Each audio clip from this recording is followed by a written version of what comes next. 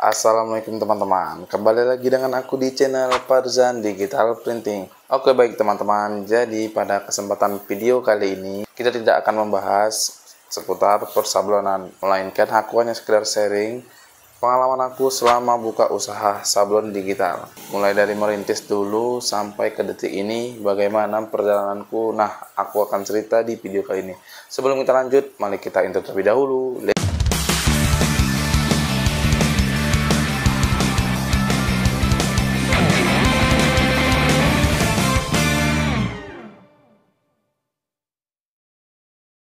Oke baik teman-teman, jadi aku akan bercerita awal mula aku bisa mulai usaha sablon ini. Pertama-tama aku ucapkan terima kasih kepada teman-teman semua yang sudah support channel ini sampai detik ini. Oke, berawal dari aku dulu sekolah di bangku SMK dari Yapim Simpang Kawat, jurusan TKJ atau Teknik Komputer Jaringan. Nah, dari situlah aku ada bekal komputer dan jaringan. Di jurusan itu kita juga mempelajari desain, baik dari Photoshop ataupun Corel Draw. Berjalannya 3 tahun aku sekolah di SMK Yapim, tamatlah aku di tahun 2018 di pertengahan tahun. Setelah itu aku cari-cari informasi les komputer ataupun buka usaha. Dapatlah jawabannya buka usaha. Nah, pada saat itu di tahun 2018, jarak berapa bulan setelah aku tamat, aku cerita ke kakak aku untuk memulai usaha ini, dan aku diizinkan dan dibawa ke agen atau supplier mesin sablon, yaitu alat sablon Medan. Jadi aku mulai dengan kaki tangan kakak aku. Jadi kakak aku itu menjembatani melalui modal sekian belas juta kemarin. Jadi aku beli pada saat itu paket usaha sablon.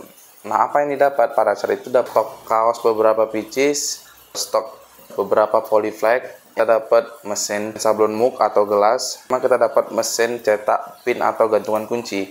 Jadi nanti aku akan tunjukkan beberapa mesinnya itu di bawah ini. Oke, selanjutnya, jadi pada saat itu aku dimodali usaha sablon sama kakak aku untuk modal aku ke depannya.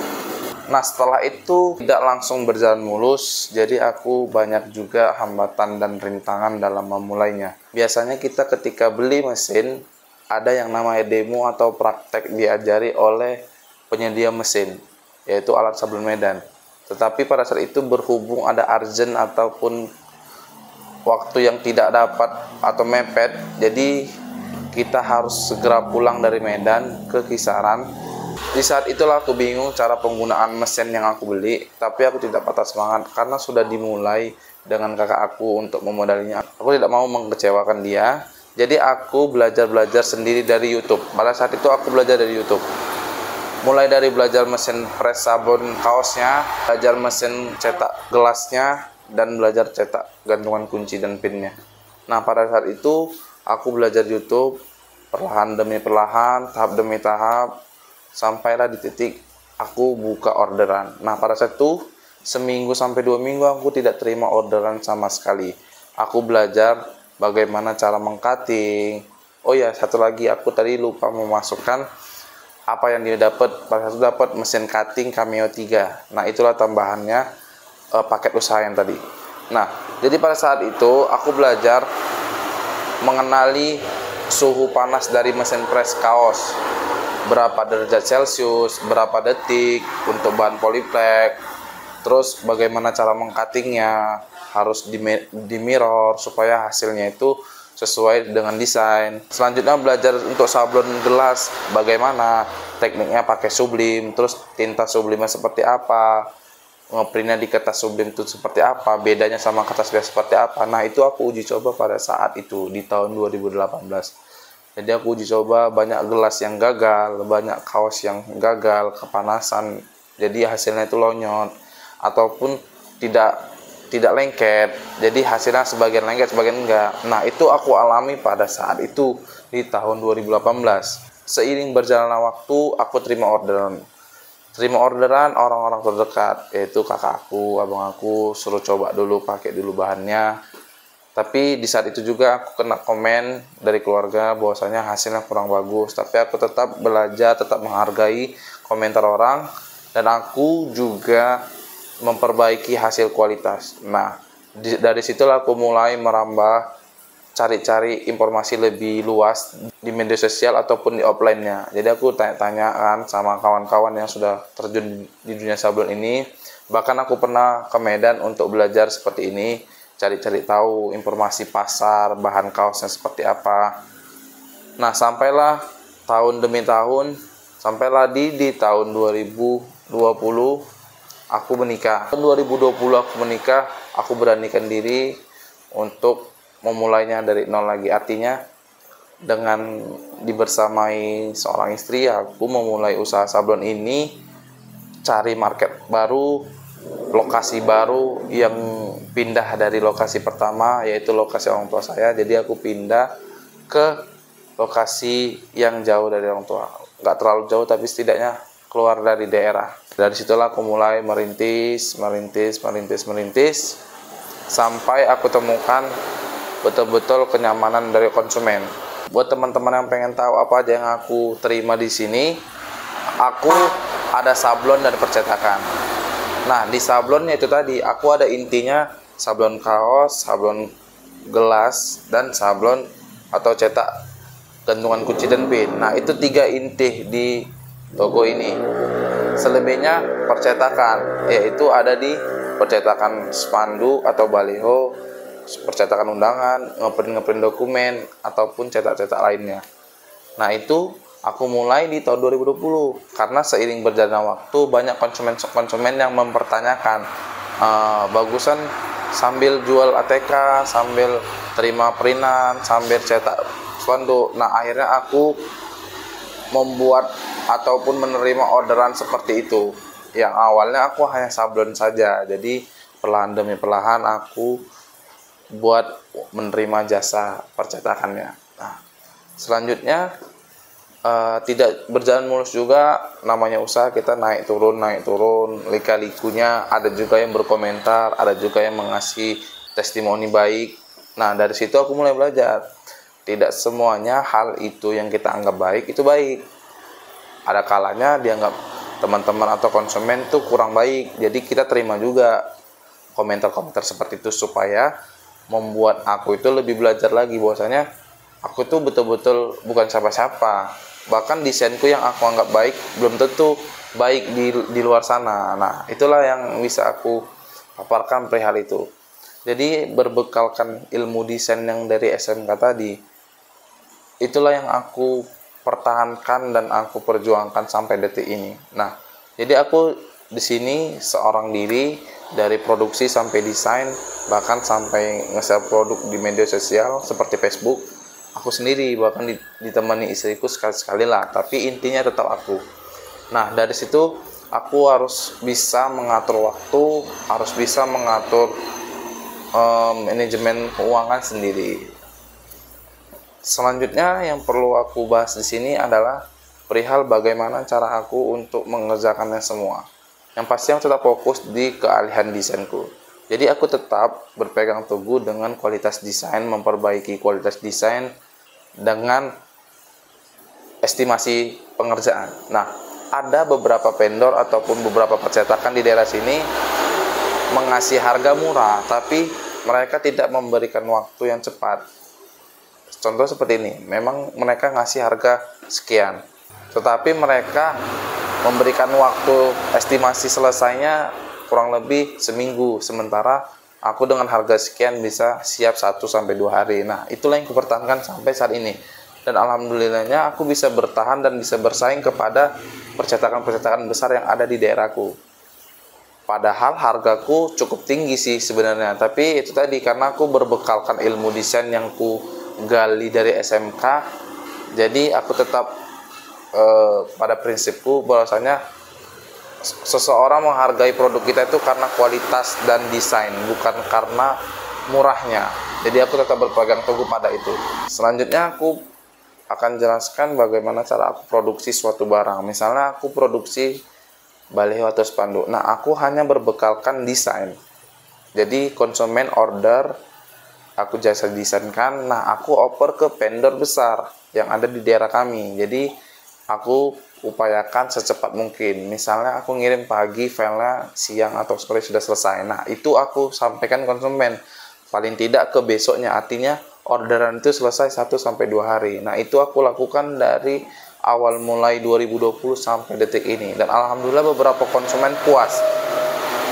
Walaupun harganya agak beda sama percetakan lainnya, tetapi aku bisa mempertahankan estimasi bisa lebih cepat dari percetakan lainnya. Selanjutnya kayak percetakan-percetakan ringan seperti cetak undangan, cetak-cetak print-print dokumen, ataupun fotokopi yang ringan-ringan, aku bisa cetak di toko ini juga.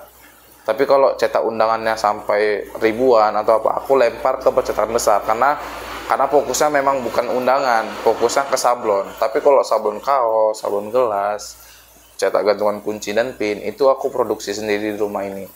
Jadi itu aku produksi sejak tahun 2018 sampai 2024. Dan artinya ya untuk sablon sendiri aku ya alhamdulillah bisa dikategorikan udah mengalami titik terendah sampai yang sekarang inilah. Artinya jadi payah merintis itu sudah aku alami.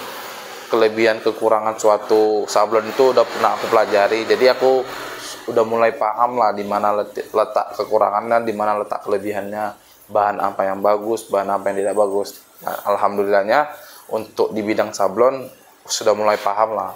Tapi kok untuk di percetakannya ya aku masih merambah, apalagi di ATK alat tulis kantor ya masih mengisi sikit-sikit supaya konsumen yang datang ada terlengkapi. Misalnya dia mencari pulpen ataupun mencari barang-barang lainnya, tidak lari lagi konsumen itu. Jadi itu kami upayakan untuk dilengkapi. Selanjutnya buat teman-teman yang pengen tahu berapa sih modal awal untuk usaha sablon kemarin, kalau aku nggak salah sekitar belasan lah. Belasan itu di bawah 20 lah intinya. Nah itu sudah masuk mesin-mesin yang inti ya, yang seperti aku jelaskan di pertama tadi. Mesin press gelas, mesin gantungan kunci, mesin cutting stiker. Nah itu sudah dapat intinya. Bahkan stok kaos sama stok bahan volitengnya kita sudah dikasih. Nah aku rasa itu sangat bagus untuk teman-teman yang ingin buka usaha sablon pemula. Itulah aku anjuri untuk pemula. Kenapa? Dengan modal belasan juta kita bisa menciptakan hasil yang ratusan juta. Walaupun namanya usaha kita naik turun, dan namanya kita berusaha, setidaknya kita harus ada upaya. Nah itulah upaya kita untuk memulai usaha yang akan kita jalankan. Selanjutnya perihal keluh kesahnya di dunia sablon ini, tentunya kita bersaing di dunia desain. Ketika kita seorang tukang sablon tapi kita paham desain, alangkah baiknya itu kita terapkan. Tetapi kalau kita hanya tukang sablon, kita kurang paham dengan desain, itulah yang sulit. Karena apa? Konsumen itu mau rata-ratanya desain itu dari kita. Jadi ketika kita tidak bisa desain, kita harus mupah atau ngasih bayaran lagi terhadap desainer dari luar. Nah itu akan menambah budget biaya, sehingga konsumen yang datang kita hargai tinggi, konsumen tidak mau lagi kembali. Tapi kalau aku yang saat ini alhamdulillah karena ada dibekali basic desain, jadi aku mulai usaha ini desain sendiri. Jadi ketika ada orderan kaos masuk, ataupun ada orderan gantungan kunci, orderan gelas, aku setting dulu atau aku desain dulu tanpa melibatkan desainer lain. Nah aku setting dulu, jadi kalaupun tidak jadi, aku tidak rugi dengan membayar desainer lain. Tapi kalaupun jadi, alhamdulillah kita tidak keluar biaya. Nah itulah kelebihan aku di sini ketika kita seorang tukang sablon mempunyai basic design. Dan alhamdulillah itu yang ada di diriku itu. Selanjutnya keluhannya itu tadi, ketika kita mulai sablon ada kendala-kendala di kelistrikan. Misalnya mesin kita tidak sesuai dengan wattnya, ataupun daerah kita sering mati lampu. Itu satu kendala untuk kita. Kenapa? Karena kita ketika udah mulai kerja mati lampu, kayaknya kurang puas. Apalagi mesin-mesin kita mesin-mesin yang bertegangan tinggi. Ada mesin press panas seperti kulkas, dia ada suhu panasnya. Jadi mesin itu harus tegangan tinggi. Kalau untuk keluhan-keluhan masalah orderan sih tidak terlalu ada yang perlu dijelaskan sih. Tapi Kalaupun teman-teman pengen tahu ya, biasanya aku mengakalinya kalau untuk keluhan usaha itu ya kita positif thinking aja, bahwasanya ketika kita mau usaha pasti akan dikasih lebih, itu aja sih kalau untuk perihal orderannya. Jadi ketika kita menye-menye letoy-letoy, ya orderan yang masuk pun letoy-letoy. Contoh, orderan masuk tapi nggak langsung kita kerjakan, kita ulur-ulur, kita siapkan 1-2 hari sampai ke 3 hari, sementara seharusnya bisa kita selesaikan di hari itu juga. Nah, itu salah satu penghambat rezeki kalau menurut aku. Tapi namanya kita usaha, namanya kita owner yang tidak ada yang mengatur, kan kadang-kadang kala kan kita terbebaskan dengan waktu. Jadi kita mesti mau santai, bisa golek-golek dulu, bisa tidur-tiduran dulu, bisa makan dulu, padahal belum waktunya. Nah, itu yang biasanya yang belum bisa aku lawan di rumah ini. Artinya belum bisa dilawan hawa nafsu itu. Karena apa? Karena tidak ada bos yang mengatur kita. Itu aja sih kalau perihal keluhan dalam usaha, apalagi di bidang persablonan. Untuk kenikmatannya ya alhamdulillah nikmat-nikmat aja. Kenapa? Karena kita mengkreasikan ilmu desain kita menjadi suatu hasil, suatu penghasilan untuk kita. Nah, itu sangat mantap itu seperti itu. Karena apa? Karena kita udah terbasic dari sekolah, punya ilmu desain, kita terapkan jadi penghasilan. Jadi kita kerja itu memang di bidang kita. Itu lebih mantap daripada kita tuh kerja karena nggak ada kerjaan yang lain. Jadi kita paksa-paksa aja kerja apa yang ada. Nah, itu beda cerita. Tapi kalau memang harus terpaksa ya itu harus kita maklumi. Tapi kalau teman-teman punya biaya, punya keinginan, punya memang basic di bidang itu ataupun di bidang sablon ini, ya aku sarani mulai dari sekarang udah mulai. Karena apa? Persaingan di dunia sablon ini semakin ketat. Nah, aku dulu belum punya mesin ini, teman-teman yang lain sudah punya, dan bahkan sampai sekarang ya aku belum punya mesin DTF. Tapi bukan berarti aku nggak bisa berkreasi melalui desain.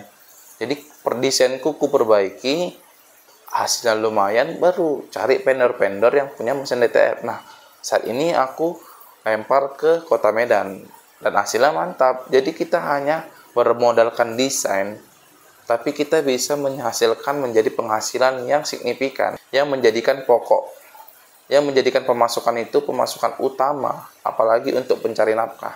Itu sangat mantap. Belum tentu teman-teman kita di luar sana bisa seperti itu. Mungkin mereka kerja ya karena mereka nggak punya bidang, nggak punya basic, sehingga mereka kerja apa adanya aja, sesuai yang dapat aja. Nah, kalau teman-teman sekalian punya basic desain, aku sarani buka yang namanya sablon dan percetakan. Itu pusatnya penghasilan terbesar kalau menurut aku di kalangan anak muda. Bahkan orang tua sekarang cuma bermodalkan ATK bisa menghasilkan puluhan juta omsetnya. ATK loh, alat tulis kantor, apalagi persablonan. Nah, di sini persablonan itu sangat erat dengan semua usaha. Contohnya, usaha kue harus pakai spanduk untuk mempromosikan dagangannya, jualan makanan, jual sayuran, toko, butik, apalagi. Kalau dibilang usaha yang menjanjikan dan tidak akan ada matinya, ya menurut aku ya sablon dan percetakan. Kenapa? Dia berganti. Barang ini akan rusak, walaupun lama tapi akan rusak. Jadi yang namanya keperluan itu tetap harus tergantikan. Nah, karena aku pernah mengalami konsumen yang sama mengorder spanduk berulang kali. Kenapa? Mereka mau mempromosikan dagangannya secantik mungkin, semenarik mungkin.